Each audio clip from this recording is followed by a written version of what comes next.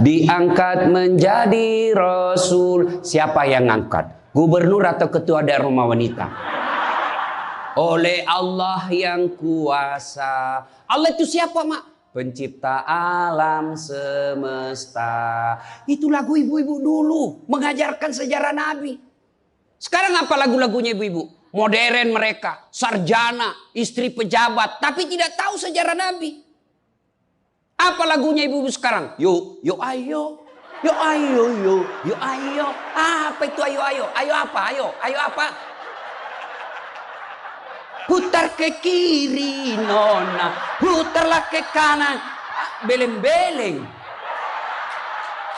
Apa itu? Apa gunanya itu lagu-lagumu itu? Putar ke kiri, putar ke kanan. Apa? Katanya majelis taklim, tapi lagunya tidak mendidik.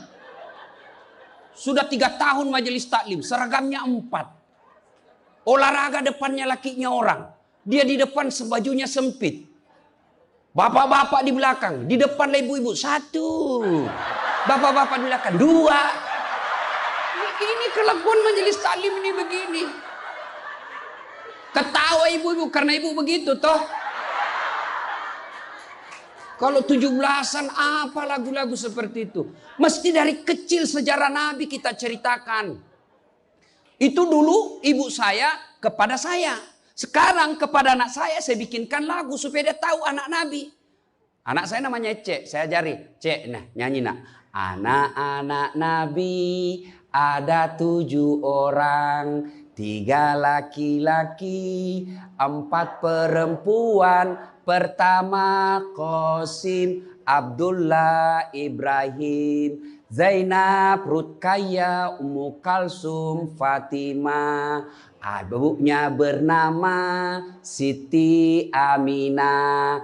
Ayahnya bernama Abdullah. Kakeknya bernama Abdul Muthalib. Pamannya bernama Abu Thalib. Ibu baru tahu toh 7 anak Nabi? Ya. Berapa laki-laki? 3. Berapa perempuan? Anak pertama? Qasim. Coba. Ini dari sini kita tahu lagu. Maka ibu harus pandai-pandai mendidik anak. Memperkenalkan sejarah Nabi. Supaya mereka cinta kepada Nabi.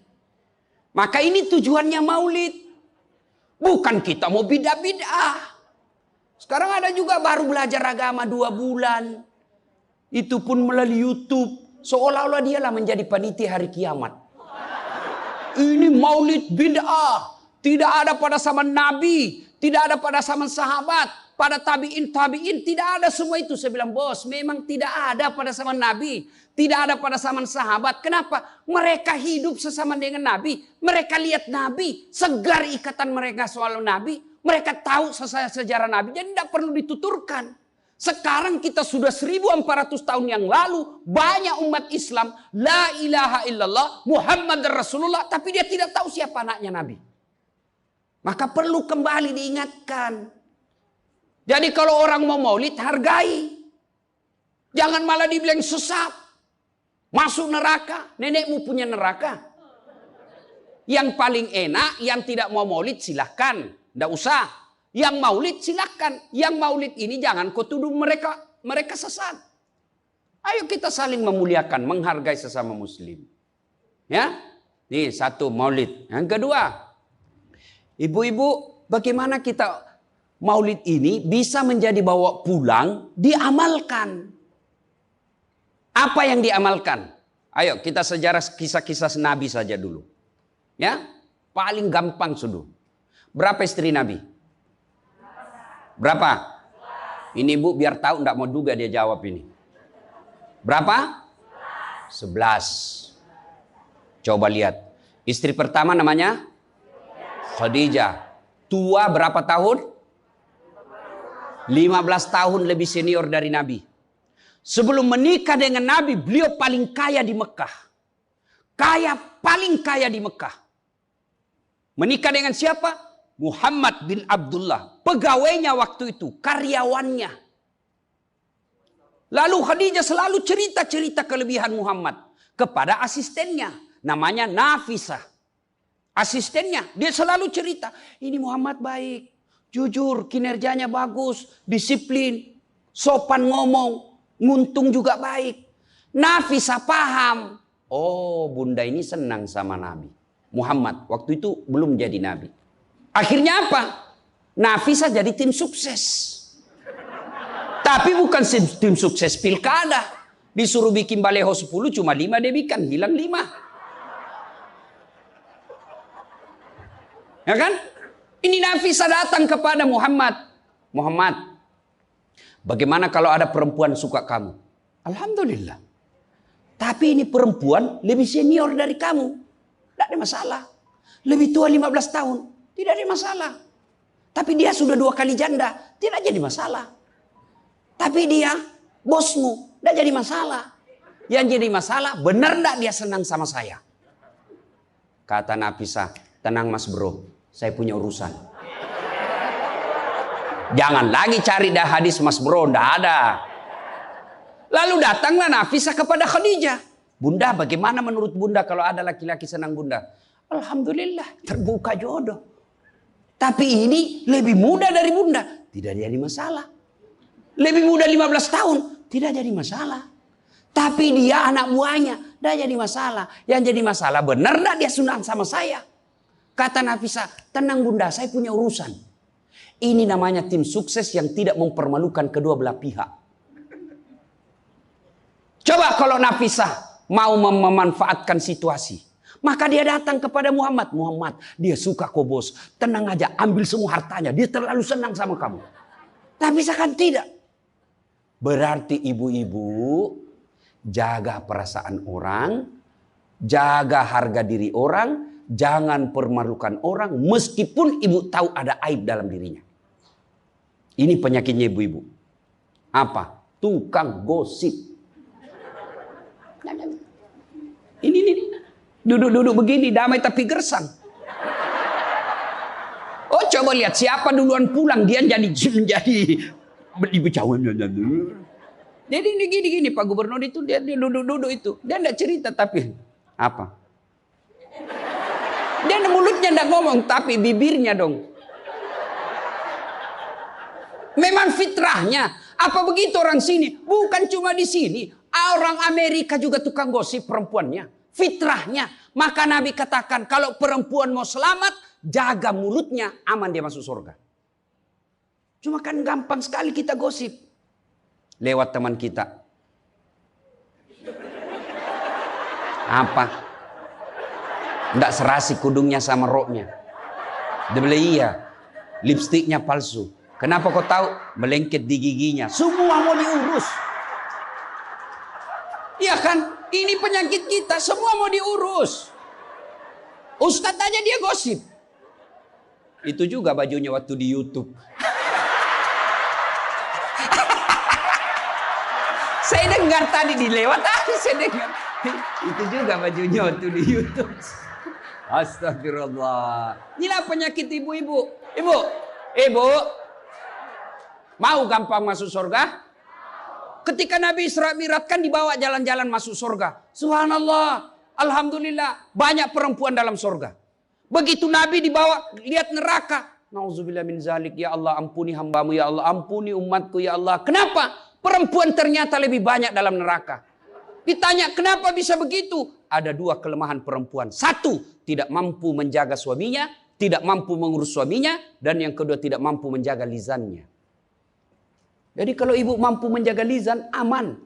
Itulah gunanya masker. Supaya ibu semua mau diurusin. Iya kan penyakit kita. Ya, Bu. Maka bertanyalah ibu-ibu di Makassar. Ustadz yang saya cerita ini kan benar. Memang begitu sifatnya Ustadz. Itulah benarnya namanya ghibah. Tidak boleh kita cerita kejelekan orang. Kalau dia salah yang ibu cerita namanya fitnah. Tidak ada jalan. Ayuhibbu ahadukum kata Allah. Sukakah kamu memakan bangkai sesamamu manusia? Maka berhenti cerita kejelekan orang. Jadi gimana solusinya Ustaz? Ketika datang orang cerita. Bu katanya Nauzubillah min zalik. Kita berlindung kepada Allah dari keburukan itu, Bu. Belum tentu suami kita lebih baik dari dia. Berhenti itu. Cuma kan enggak kita. Memang. Enggak tahu persoalan. Biar enggak tahu persoalan. Ikut campur. Ibu kalau suka ikut campur bikin urusannya ibu, nanti takdirnya seperti tauge. Tahu tauge? Tahu tauge? Coba lihat tauge, Bu. Kita bikin soto Banjar, ada. Pecel, sayur, lemper, ada. Ada tuh kalau di Makassar ada lemper. Ayo, maka karena dia selalu ikut campur, Allah takdirkan semua tauge bengkok. Dah ada yang lurus toh? Maka kalau ada ibu-ibu majelis begini kumpul, teriaki saja, pagi-pagi toge nih ya. Ini penyakit perempuan. Maka ini gunanya kita peringati maulid supaya ibu-ibu pulang berhenti cerita kejelekan orang. Tidak ada gunanya, menghabiskan amal-amal kita. Nabi pernah kumpul para sahabat dan bertanya, "Atadruna manil muflis?" Saudara-saudara sekalian, kau tahu siapa yang bangkrut nanti di akhirat? Mereka tidak sholat ya Rasul, dia sholat. Yang tidak puasa ya Rasul, dia puasa. Yang tidak haji ya Rasul, dia haji. Yang tidak bayar zakat ya Rasul, dia zakat sedekah. Kalau begitu siapa yang bangkrut ya Rasul? Jarusu wa khati'ur rahim. Tetangga yang jahat sama tetangganya dan yang suka memutuskan tali persaudaraan. Dan salah satu jahat sama tetangga dan memutuskan tali persaudaraan adalah mereka suka menceritakan kejelekan orang. Adakah orang yang senang dicerita kejelekannya? Ada? Ada? Ada, Ibu? Lalu untuk apa kita cerita orang? Rajin betul istrinya majelis taklim. Baik betul itu istrinya. Tapi kasihan suaminya selingkuh kiri kanan. Lalu apa untungnya Ibu cerita? Ibu? Hei. Hei. Satu. Pulang pengajian. Tinggalkan gosip. 2. Rasulullah setelah menikah dengan Khadijah usia 40 tahun. Nabi dilantik menjadi Rasul. Pulanglah beliau 3 hari 3 malam di atas Gua Hira. Pulang menggigil. Dia ketuk pintu. Masuklah Nabi, kedinginan. Lalu Nabi berkata, "Istriku selimuti saya kedinginan." Kira-kira kalau ibu-ibu apa jawaban ibu?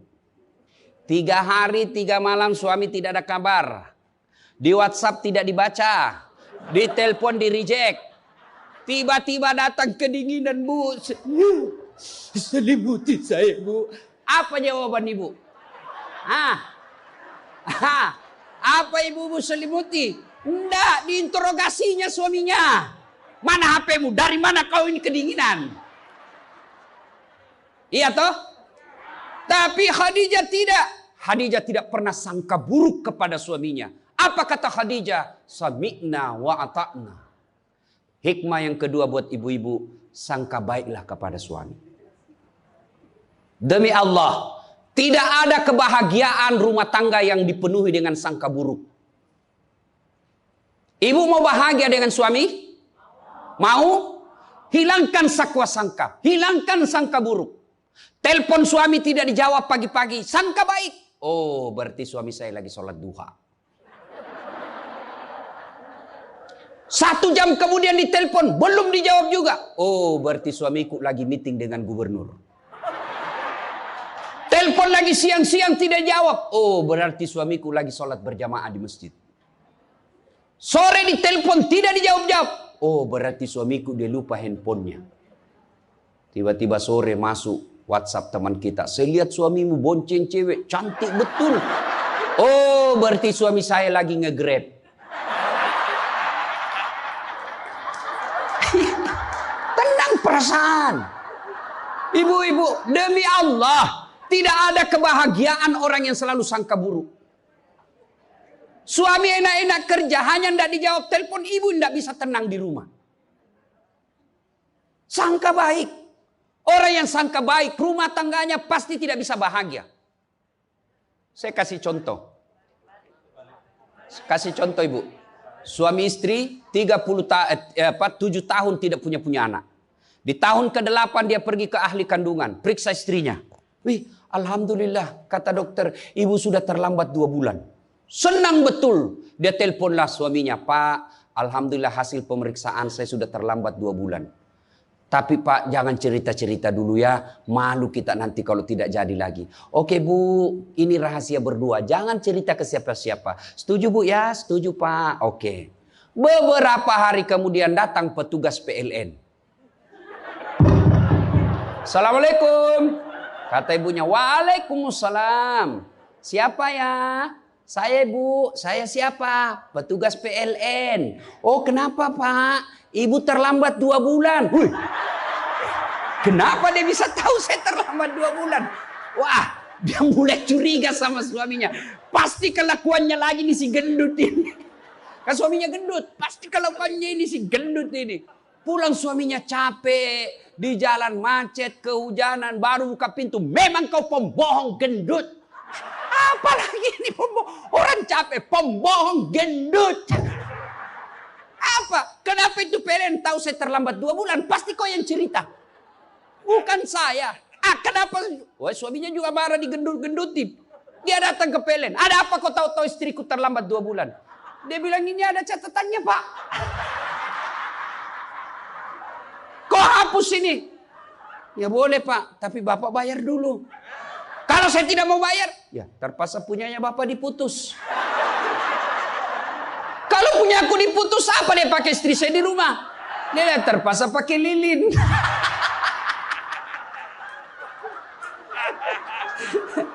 Inilah bahayanya sangka buruk. Bu. Halo Ibu. Bu. Salatullah salamullah ala toha Rasulillah. Salatullah salamullah ala yasin habibillah. Oleh-oleh kedua pulang maulid, hilangkan sangka buruk. Tidak ada kebahagiaan orang sangka buruk. Begitu juga kepada pimpinan kita. Kok saya dimutasi? Sangka baik. Saya tadinya kok kepala dinas menjadi staf ahli. Berarti Bapak dianggap ahli. Ini staf ahli kan enak. Ahli yang tidak ada stafnya. Sangka baik. Oh berarti Pak Gubernur merasa saya perlu istirahat, banyak berpikir. Sangka baik. Jangan pernah sangka buruk. Tidak ada kebahagiaan orang yang sangka buruk. Sangka baik. Saya dalam hidup saya, betapa banyak Allah kasih pelajaran. Saya baru tahu maksud Allah yang baik setelah beberapa saat berlalu. Begitu ada kejadian sangka baik saja. Tunggu akan muncul. Oh ini maknanya ini. Tamat SMA kan saya daftar polisi Bu. Tentara. Akabri. Begitu tes fisik. Tidak lulus. Kenapa? Ceper. Tidak cukup tinggiku Bu. Saya protes kepada Allah. Ya Allah, kenapa kau lahirkan saya dalam keadaan pendek? Kau tidak jadi rugi jadi Tuhan kalau saya jadi tentara. Teman saya lulus waktu itu Bu.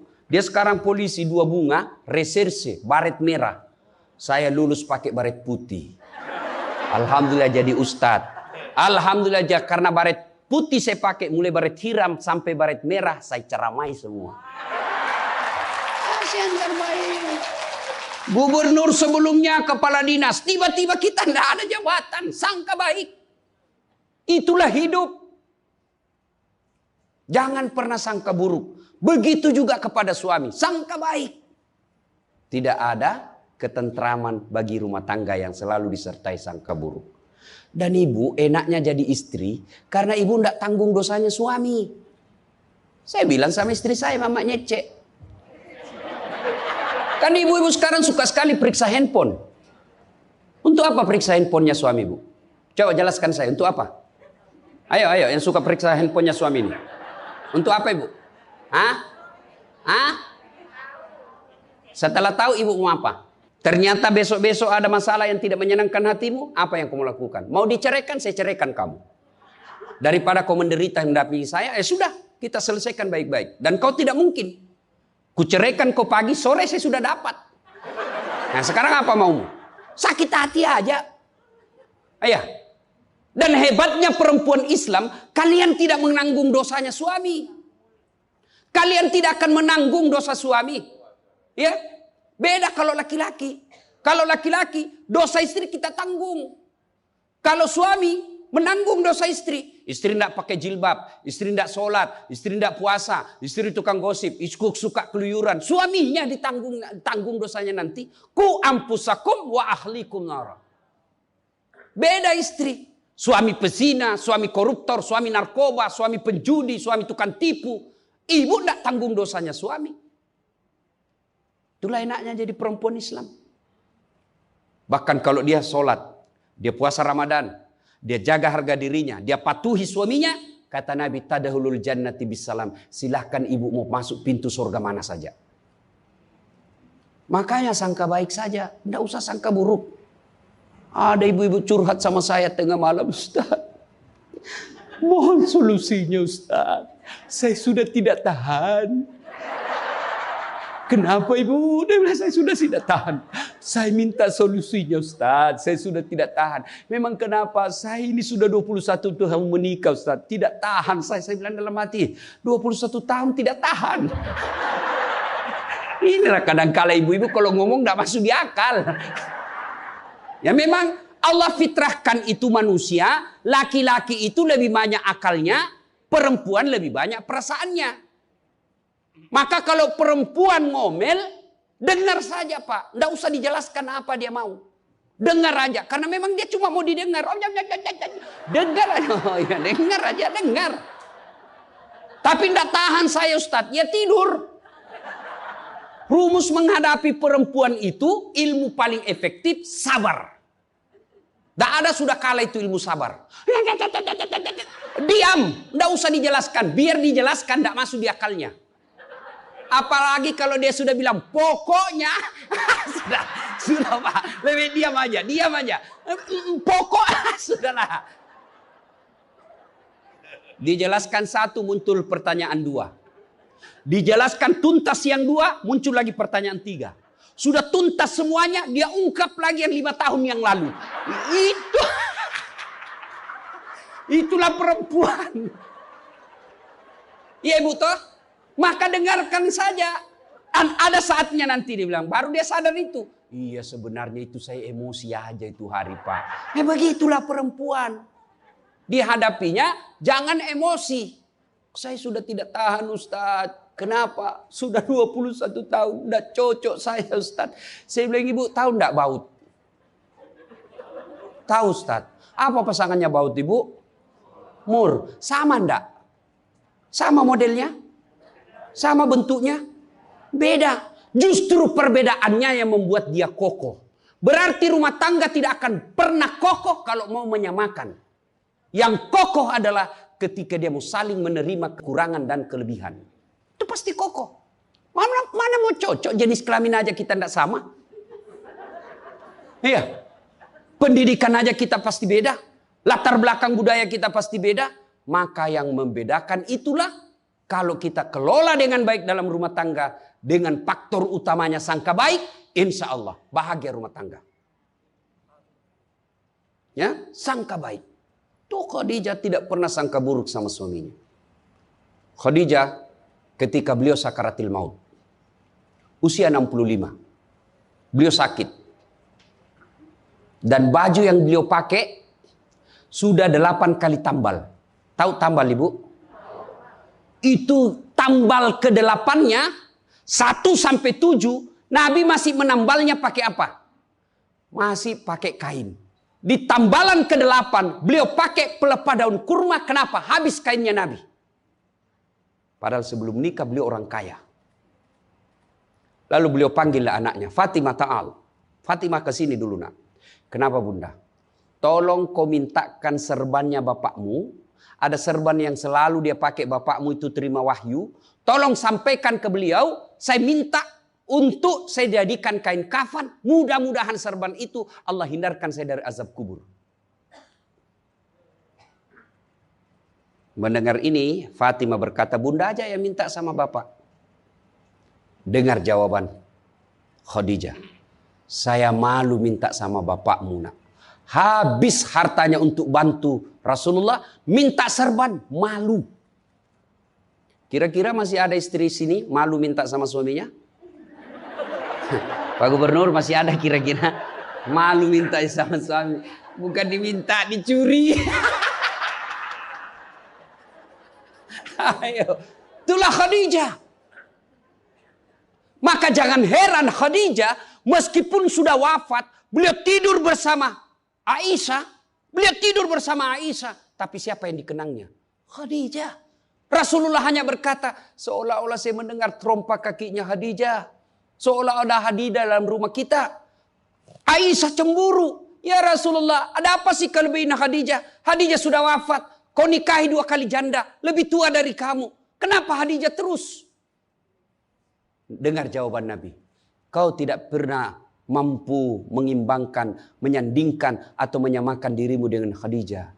Ketika tidak ada orang percaya kepadaku, Khadijah orang pertama yang percaya kerasulanku. Ketika orang memboikot saya tidak boleh bertransaksi ekonomi kepada Muhammad, hartanya habis untuk membantu perjuangan dakwah. Maka jangan heran Rasulullah sangat mencintai Khadijah. Jadi kalau ibu mau dicintai suami lahir batin, jadilah seperti Khadijah. Bukan karena cantiknya, bukan karena kayanya, tapi kebersihan hatinya Khadijah. Kita itu laki-laki kan tergantung perempuannya.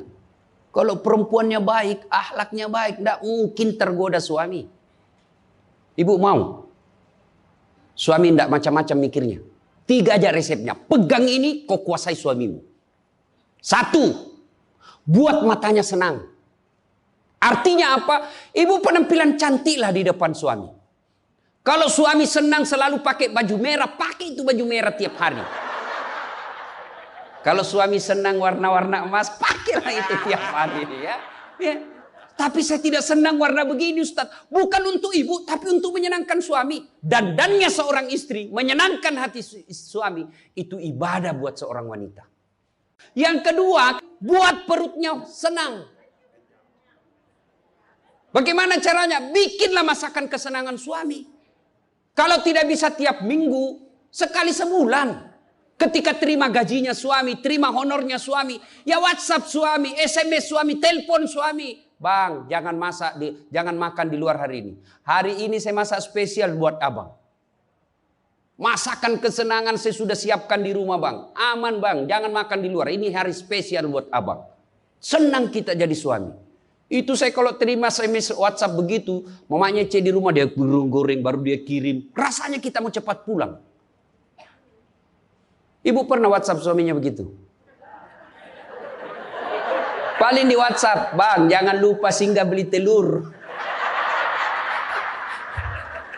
Bang habis gas.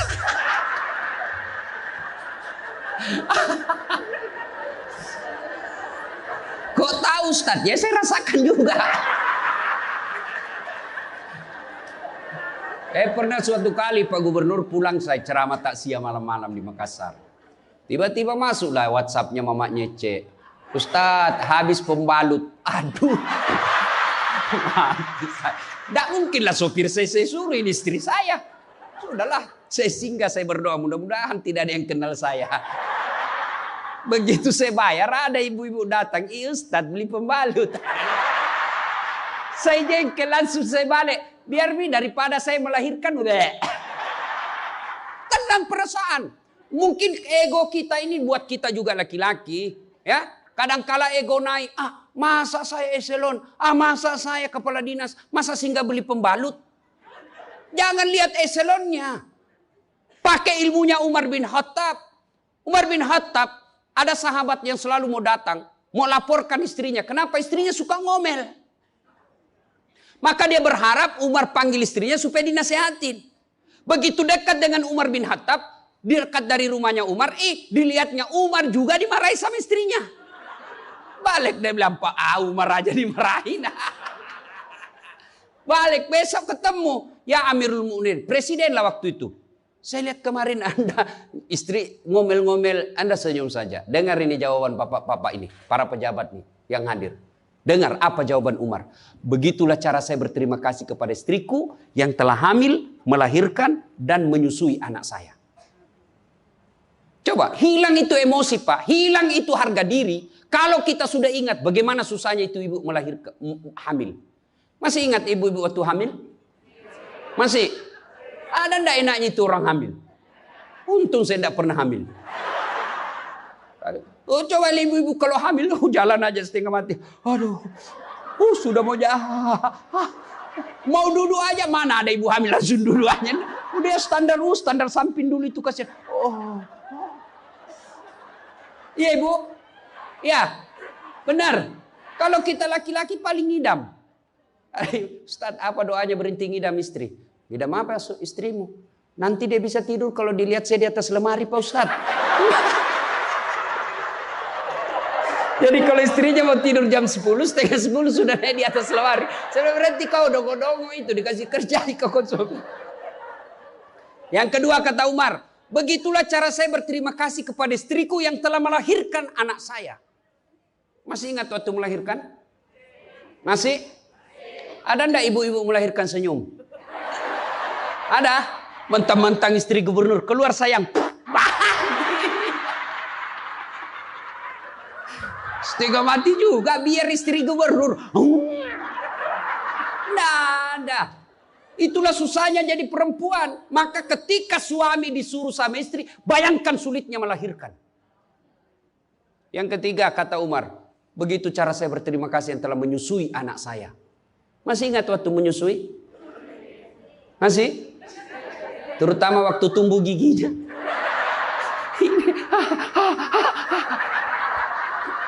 Masih ingat tak?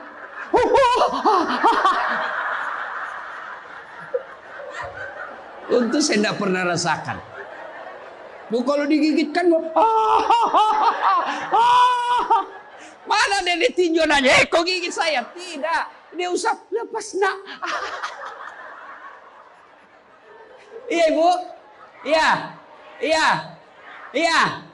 Siang anaknya, malam.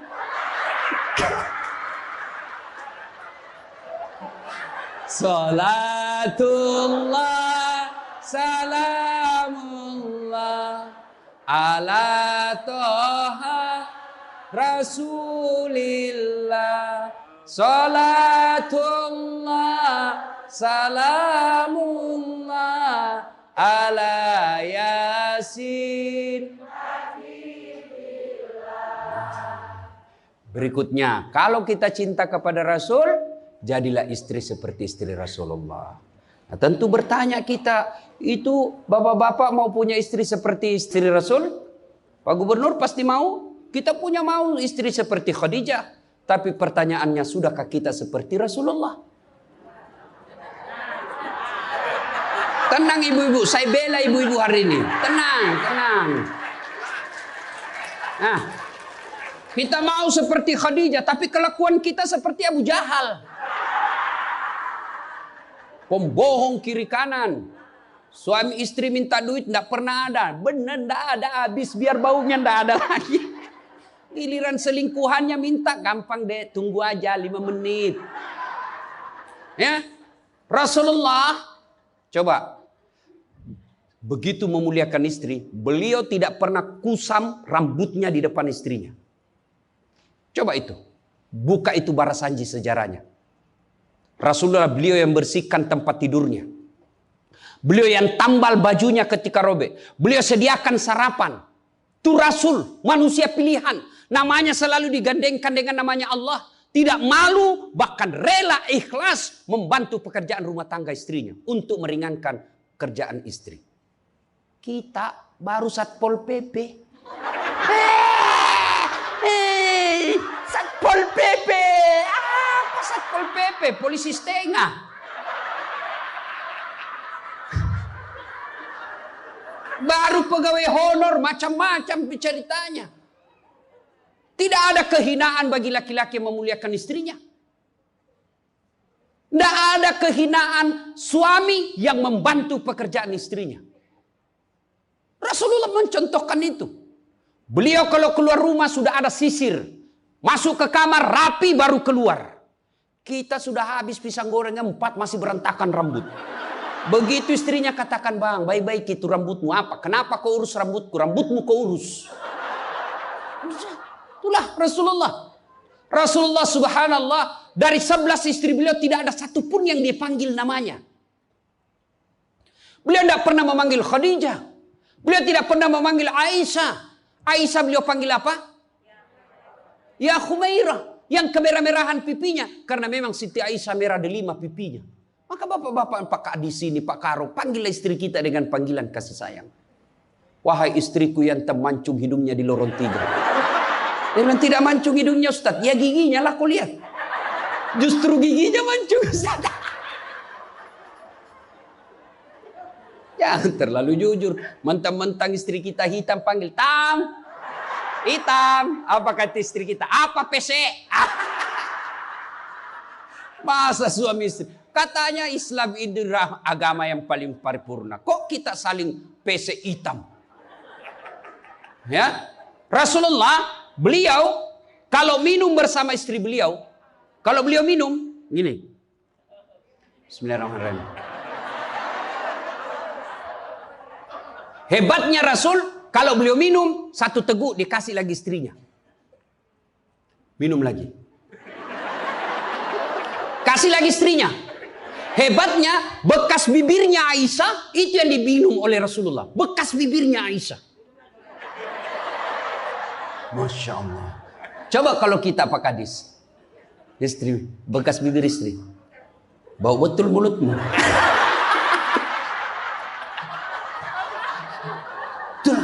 Maka kalau ibu bapak mencontoh Rasulullah, maka rumah tangga pasti bahagia. Dia bukan cuma surga akhirat menunggunya. Di dunia dia sudah dapatkan surga. Nggak usah ikut parenting. Quality time. Apa itu? Belajar saja sama diri Rasulullah. Kita ini sudah miskin di dunia. Rumah tangga kita kadang-kala ngontrak-ngontrak.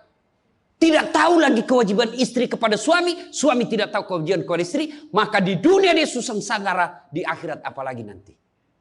Maka kalau kita tidak bisa dapatkan kekayaan sorga di dunia. Dengan harta. Maka dapatkan kebahagiaan itu dengan memperbaiki hati dalam rumah tangga. Suami tahu kewajiban kepada istri. Istri pun melaksanakan tugasnya kepada suaminya. Itu Rasulullah. Rasulullah subhanallah. Manusia mulia tidak pernah menghina istrinya. Maka jadilah suami seperti Rasulullah Muhammad SAW. Ibu bapak saudara-saudara sekalian. Suatu kali Umar bin Khattab menangis.